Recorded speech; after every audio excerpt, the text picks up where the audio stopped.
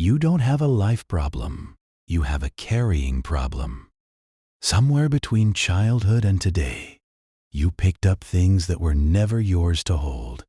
Other people's opinions, old versions of yourself, outcomes you can't control, and you've been hauling them around so long you forgot they have weight at all.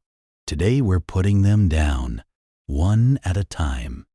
Picture a man who has, by every visible measure, a good life, steady job, people who care about him, a roof that doesn't leak, and still, every night, he lies there exhausted in a way sleep doesn't fix. That exhaustion isn't coming from what's missing. It's coming from what he's still holding. An opinion someone had of him in 2019 that he never stopped defending against. A mistake from 3 years ago that still runs on a loop at 2 a.m. A relationship that ended in practice, but never in his head.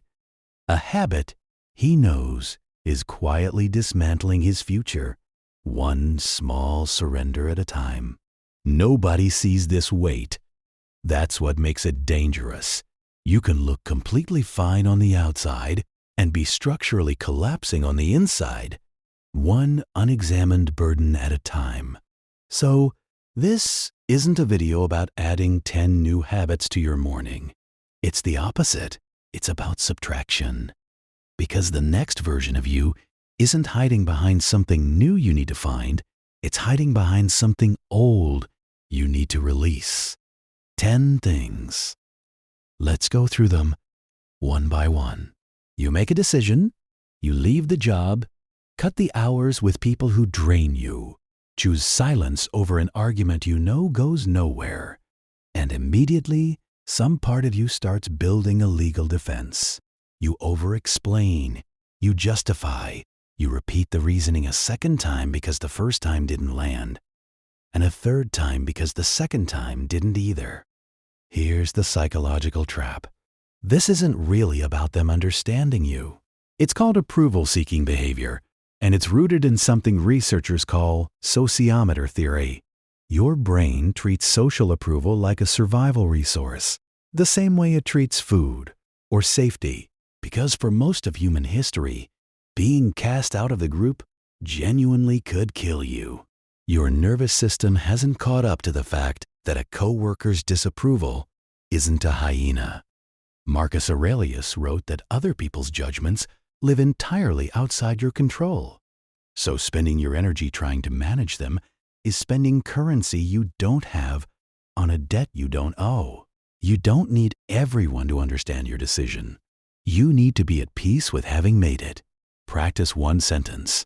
I've made my decision. Then, stop talking. No follow-up paragraph. No performance.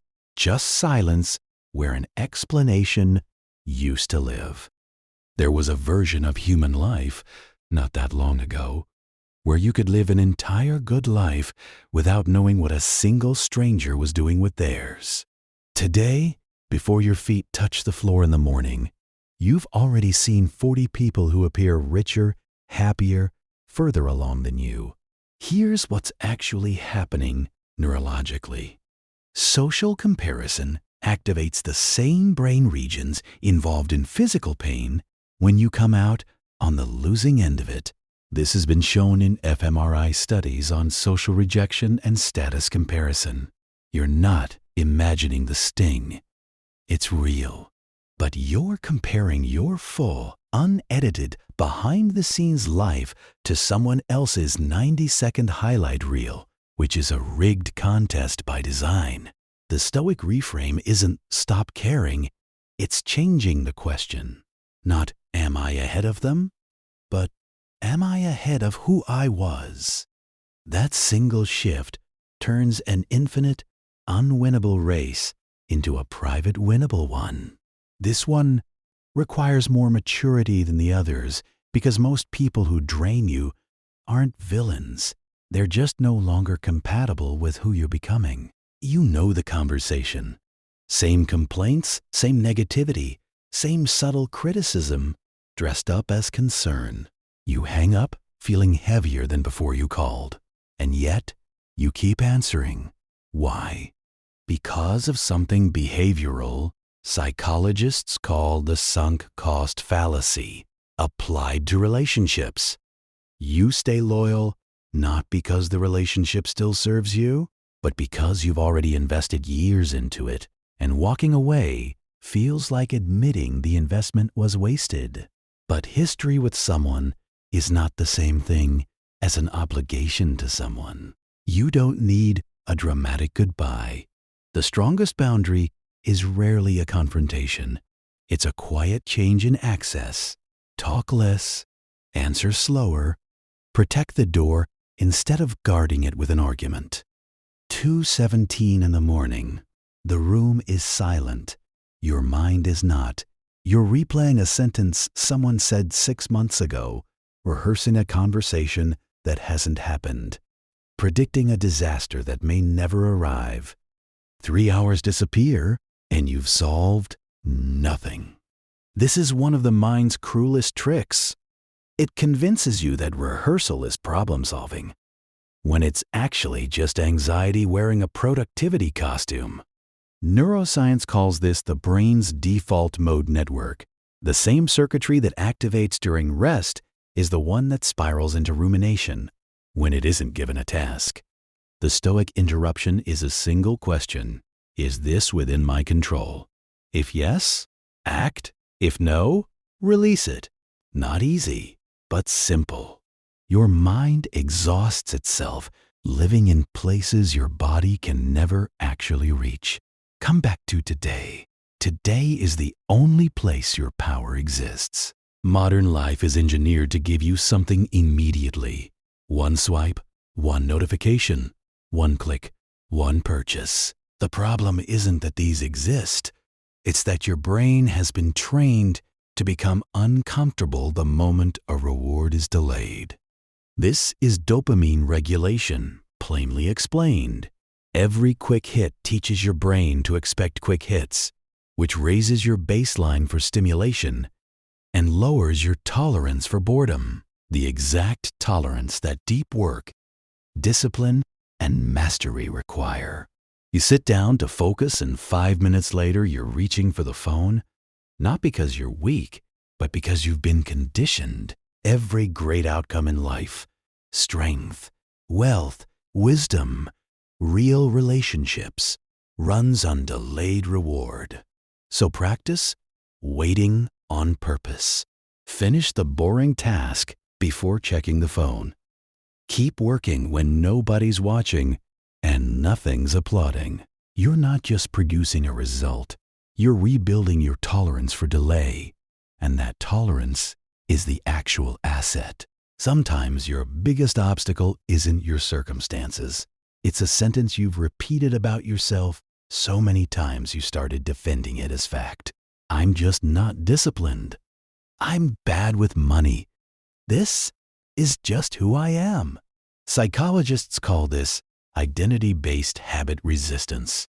Once you've labeled yourself, your brain works to keep your behavior consistent with that label, even when the label is actively hurting you, because consistency feels safer than change. Maybe 5 years ago that sentence was true. Fine, that happened. It doesn't have to be permanent. You're allowed to become someone quieter, steadier, more disciplined than you used to be. Your past can explain you. It doesn't get to govern you. The person you were doesn't need to be erased. They just need to stop driving. There's one conversation you have every single day that no one else can hear, the one with yourself. And often, you're the harshest voice in the room. One mistake becomes, I'm useless. One rejection becomes, nobody will ever want me. One bad week becomes a permanent forecast for the rest of your life. Notice the pattern. A single event just got promoted to an identity. That's not honesty. That's mental exaggeration. And it's measurably linked to higher anxiety and lower resilience in cognitive behavioral research. Stoicism isn't about pretending things are fine. It's about seeing things exactly as they are. No more, no less. So instead of I'm a failure, try I failed at this specific thing. One sentence attacks your identity. The other just describes an event. Speak to yourself with honesty, not cruelty. This might be the hardest one. When you care about someone, you want them to care back. So you keep reaching out, keep giving more, keep hoping the next effort is the one that finally lands. Slowly, without noticing, you stop building a relationship and start running a campaign to prove your worth. Here's the uncomfortable truth. You cannot negotiate genuine connection into existing. If someone repeatedly chooses distance, that distance is information, not a puzzle to solve. Chasing it doesn't change their answer. It just costs you your dignity while you wait for one. You can only control your own response. Sometimes the most powerful response available to you is simply acceptance, delivered quietly, without a scene. There's a real difference between loneliness and solitude. Loneliness says, nobody is here for me. Solitude says, I finally have room to hear myself. Some of the most important seasons of your life will be quiet ones. Smaller circle, quieter phone, fewer plans. That's not always a sign something's wrong. Sometimes it's just space being made for you to rebuild. If you can't tolerate being alone, you'll accept people who are wrong for you, simply because they're present. Learning to sit comfortably in your own company is one of the most underrated forms of freedom there is. Because the moment you no longer fear emptiness, you stop settling to avoid it. And here's the lesson underneath every other lesson on this list. You cannot control what someone thinks of you. You cannot control whether they stay. You cannot control the past, the economy, or every outcome of every plan you make. But you can control your response, your effort, your discipline, your character. Imagine standing on a beach during a storm. You can't command the ocean or tell the wind where to blow, but you decide whether you panic or stand firm. That's the entire discipline in one image. Not the absence of feeling, the location of your power. You don't need to fix all 10 tonight. Pick one. Step 1, name it. Which of these 10 is actually yours right now? Say it out loud or write it down. Naming a burden is the first act of putting it down. Step 2, ask the only question that matters. Is this within my control? If yes, take one small action today. If no, practice releasing it, even imperfectly, even for just an hour. Step 3, don't announce it. Don't post about the change. Real transformation rarely looks dramatic. It looks like going to bed on time, staying quiet when you used to explain yourself, walking away without a scene. You won't become stronger because life gets easier. You'll become stronger because you stop carrying everything life hands you. You'll learn what was yours and what never was.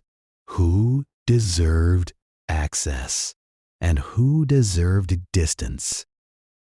What deserved a response and what deserved silence? Peace was never something life gives you when everything finally goes right. Peace begins the moment you stop letting everything control you. So, eliminate quietly, walk away quietly, build quietly, and let the results speak so loudly you never have to explain who you became. If this reached you, save it and come back to it the next time you forget.